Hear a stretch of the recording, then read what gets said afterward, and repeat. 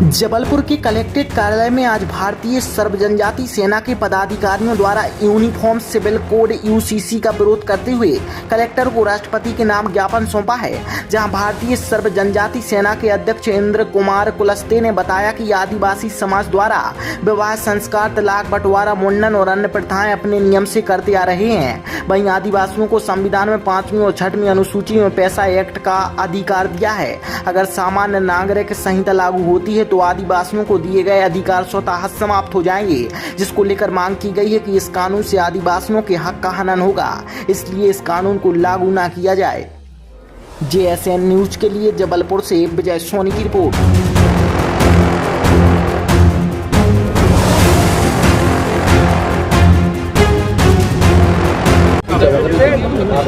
Doctor Shyama Prasad Mukherjee के आज हम मूर्ति पर माल्यार्पण करके, और उन्होंने कहा था कि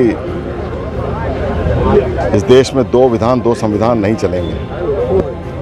और जो सपना उनका था कि ये कश्मीर हमारा है,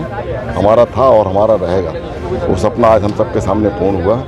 हम सब डॉक्टर श्यामा प्रसाद मुखर्जी के चरणों में अपने विनम्र भाव अर्पित करते हैं, और मुझे पूरा विश्वास है कि भारतीय जनता पार्टी के कार्यकर्ता जब भी इस मूर्ति के सामने आते हैं तो हम सब के लिए वो हमेशा मार्गदर्शक रहे, प्रेरणा स्रोत रहे, और करोड़ों दिलों के राज करने वाले जिन्होंने देश को रास्ता दिखाया, ऐसे व्यक्तित्व को हम सब नमन करते हैं। और हम सब भारतीय जनता पार्टी के कार्यकर्ता ये प्रण भी लेते हैं कि उनके बताए हुए मार्गों पर चलकर भारतीय सर्व जनजाति सेना द्वारा ये ज्ञापन दिया गया है। कॉमन सिविल कोड और समान नागरिक संहिता जो लागू होनी है उसके संबंध में उन्होंने ज्ञापन दिया है। इससे उनका ये मानना है कि आदिवासी समाज पर विपरीत प्रभाव पड़ेगा, उनके रूढ़िवादी परंपराओं पर विपरीत प्रभाव पड़ेगा। इसको लेकर जी दलित वाले भारत के सारे नागरिकों को एक समान अधिकार लागू करने की सरकार की योजना है, परंतु जो आदिवासी समुदाय है जिसकी अपनी भाषा है, अपनी रूढ़िवादी प्रथा है, यदि ये कानून लागू होता है तो आदिवासियों को जो 13 खा के अंतर्गत 13 का एक अनुच्छेद होता है, उसके अंतर्गत जो उनको अधिकार दिए गए हैं, जो बल प्रदान किया गया है, उसमें उनकी रूढ़िवादी प्रथा के तहत उनको शादी, ब्याह, तलाक और उनके जो स्वयं के अधिकार दिए गए हैं वो सारे अधिकार खत्म हो जाएंगे। और साथ में जो अभी वर्तमान में मध्य प्रदेश सरकार ने पैसा एक्ट लागू किया है, और आपके जो 5वीं 6वीं अनुसूची है, ये सारी की सारी धाराएं और अधिकार समाप्त होने की कगार में है। यदि यह कानून लागू होता है तो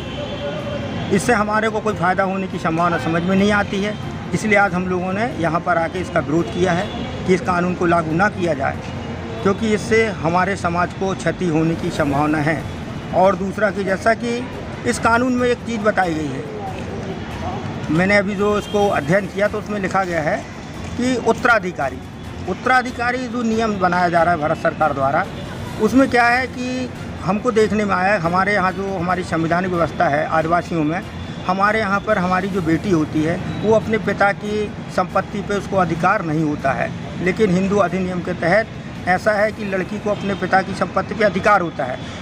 तो होना यह है कि जो एक लड़की अपने शादी होने के बाद जब मैके जाती है, ससुराल जाती है, तो मैके वालों से अपनी संपत्ति पर अधिकार मांगती है, तो भाई बहनों में वाद होने की संभावना बनी रहती है। मगर हमारे संविधान में, हमारे समाज के अंदर ऐसा ये कुरीतियाँ नहीं हैं। हम चाहते हैं कि हम इस कानून को स्वीकार नहीं करेंगे, हम इस कानून के हम हमेशा विरोध करेंगे कि हमें ऐसे कानून नहीं चाहिए जिसमें पारिवारिक लड़ाइयाँ हों, परिवार में दूरियाँ बनें। दूसरा इसमें उत्तराधिकारी का जो बनाया गया प्रावधान, हमारे समाज में हमने आपको बता दिया कि हमको हमारी लड़की को हम अधिकार नहीं देते हैं। तलाक की जो व्यवस्था है, आज से अधिक आप लोगों ने देखा हो तो हमारे समाज के अंदर जो सामाजिक व्यवस्थाएं थी,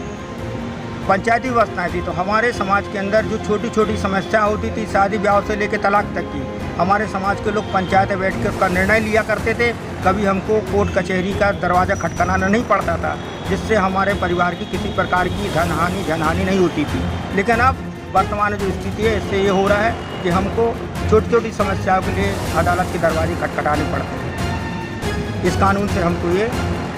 नुकसान होने की संभावना है। हाँ, इसके लिए आज हम लोगों ने महामहिम राष्ट्रपति महोदय जी के नाम ज्ञापन सौंप के मांग की है कि इस कानून को लागू ना किया जाए। इंद्र कुमार कुलस्ते, भारतीय सर्व जनजाति सेना राष्ट्रीय अध्यक्ष।